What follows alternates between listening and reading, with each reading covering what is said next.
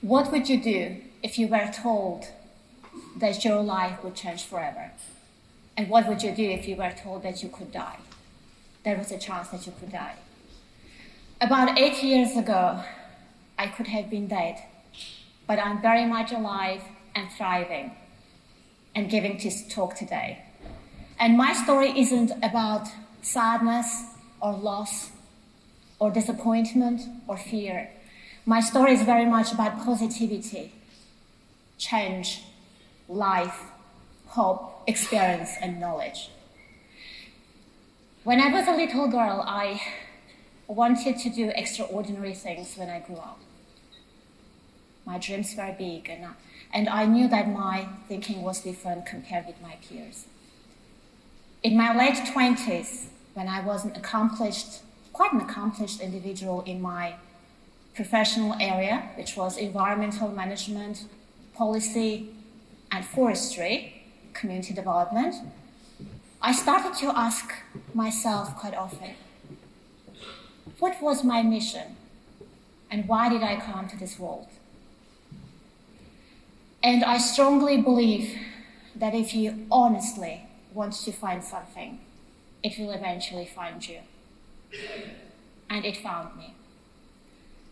I remember the spring of 2015 was one of the happiest times in my life because 2 of my long-term goals were about to be achieved. One was the MBA. I wanted to do MBA for a very long time, which would help me to grow professionally and do high-impact projects. And I wanted to do a degree at the Oxford University. So in spring of 2015, I learned that I got accepted in Oxford, and I was so excited. I was getting ready for my travels to Oxford. And a couple of months before my departure for Oxford, it was in July of 2015, I went to a hospital. I asked my mom to come with me. I was having some strange pain in my right arm. I had no idea what it was. I was doing sport. I used to do a lot of hiking. I was having a healthy lifestyle. And it made sense to go to see a doctor before I would travel to Oxford. So I went to hospital, and that day I was told that it was something serious. It was probably cancer. And I remember that I relived my life within just a couple of minutes. Things that I was sure that were important for me before the words of the doctor, they became unimportant. And for me, that moment when I looked at my mom's eyes filled with tears, I understood that my family was so important for me. And I was sure about it before that diagnosis. I always loved my family and was very close with my family. But it's not the everyday news that a parent, a mother would like to hear that news about her child.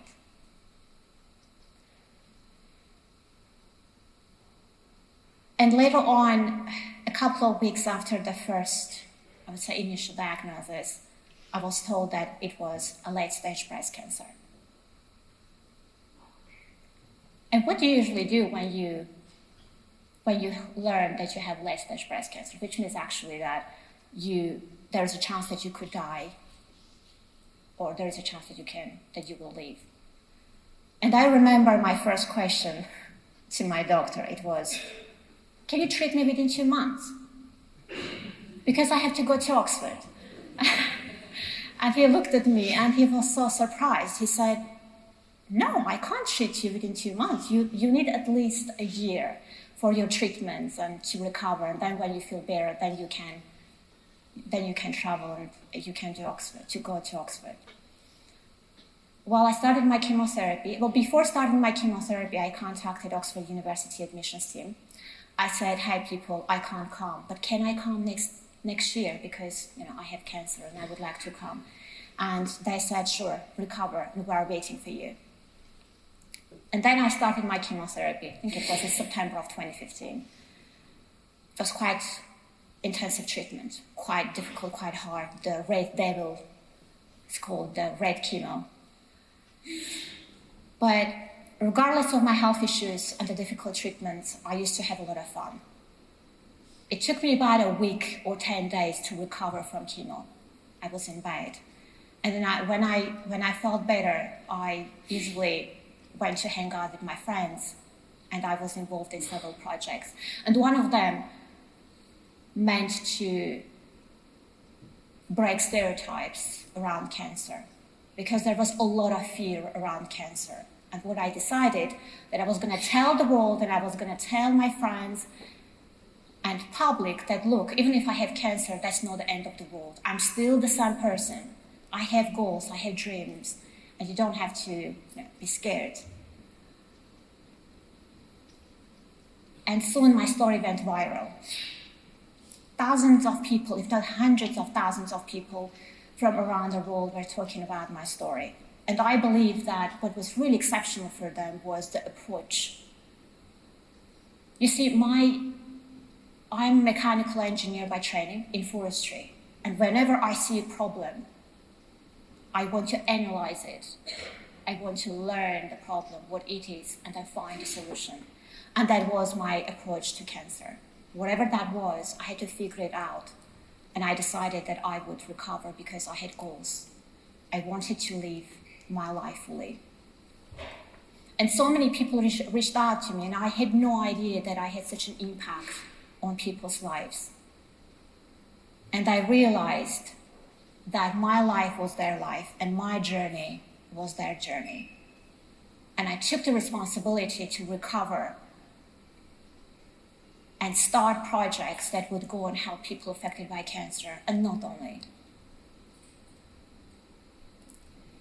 Before my travels to Oxford, well, eventually I finished my treatment successfully in 2016. I went to Oxford. Before my departure for Oxford, I established the Ani Haikuni Cancer Treatment Support Foundation, which helps people affected by cancer from low-income families. I finished my MBA program. I was still on treatment when I was doing my MBA at Oxford. I finished it quite successfully in 2017 and went on to live my life as I wanted. But in 2019, my cancer was back. So I had recurrence.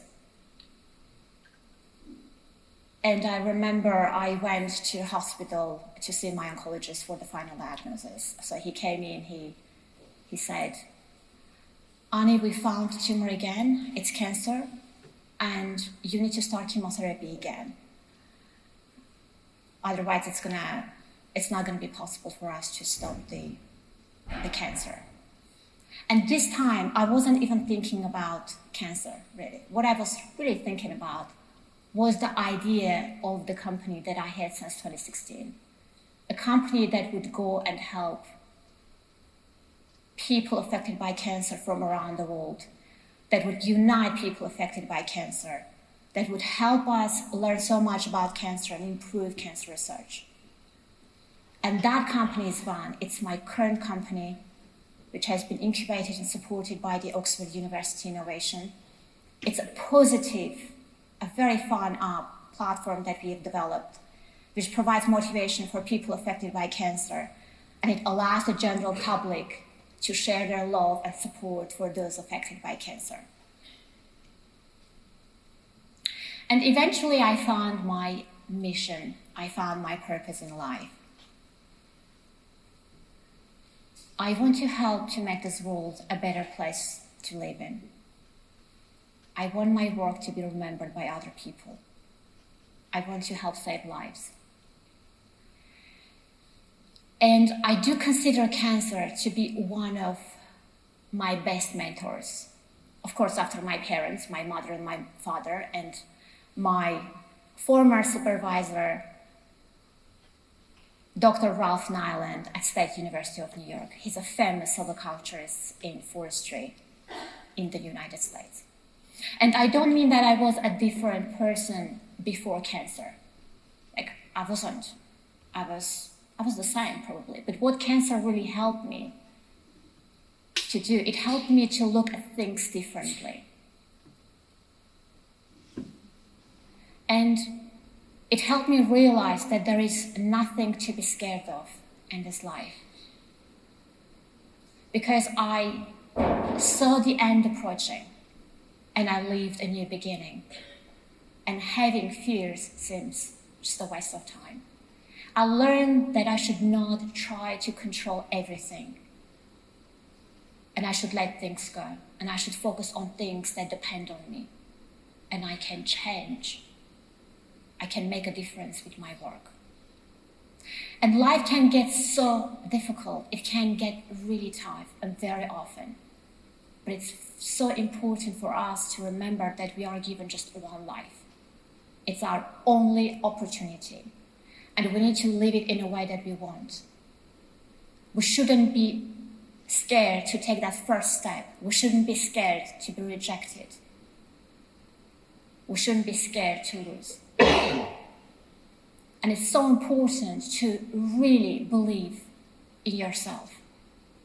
Because when you believe in what you do, because when you believe in yourself, that's when magic happens. And that's really beautiful. And I don't believe that I would be here today if I didn't believe in my recovery, if I didn't believe in the future that I wanted to live. And for some people, this story may sound just another story, another life story. But for me, it's been a beautiful life beyond the impossible. Thank you.